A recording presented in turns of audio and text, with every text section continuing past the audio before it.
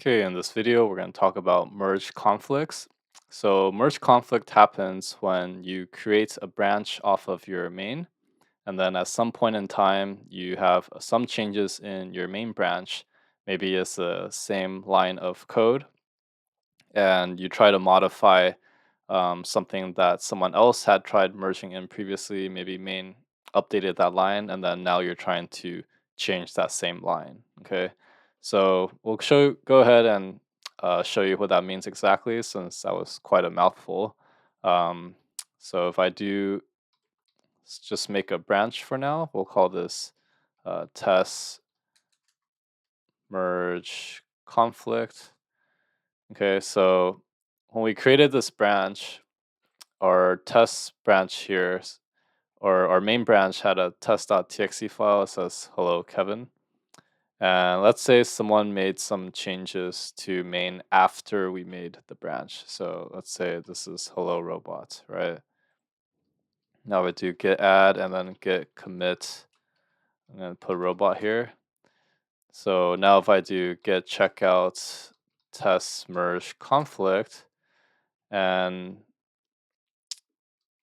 well, first off, I should yeah, so this hello Kevin, right? But previously it says hello robot. So let's say in test merge conflict, we change this to Kuka and then clear this. And if I say git add and then git commit and type Kuka, maybe we want to merge this test merge conflict into our main branch. So if I do git checkout main, and then if I do git merge test merge conflict, this is where we see a merge conflict show up, right? It says auto merging test.txt conflict content merge conflict in test.txt. Automatic merge failed, fix conflicts, and then commit the results.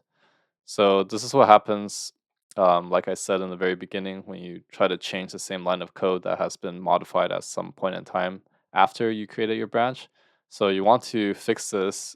Here you could use it, fix it in VS Code, or you could use other conflict resolving tools like Above and Beyond, Beyond Compare. I mean, but there's a lot of other tools you can use. We'll do this locally in VS Code.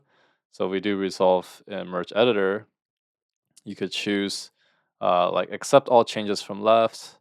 You could do accept all changes from right. So as a user who's reviewing the code, you have to decide which one you want to keep. So I'm going to do accept all changes from left, and this is the result that we'll be using. So it'll change to hello Kuka. And if I click complete merge, this will pop up here, and you could go ahead and just commit. Okay, so now this is what it will show up. If we do sync changes, and it's just syncing, so give it a minute. Okay, so that should be all good. Now if I do git status, okay, so now everything is good. Okay, so that's how you can resolve merge conflicts. And if you found this video helpful, give a like and subscribe, and I'll see you in the next one.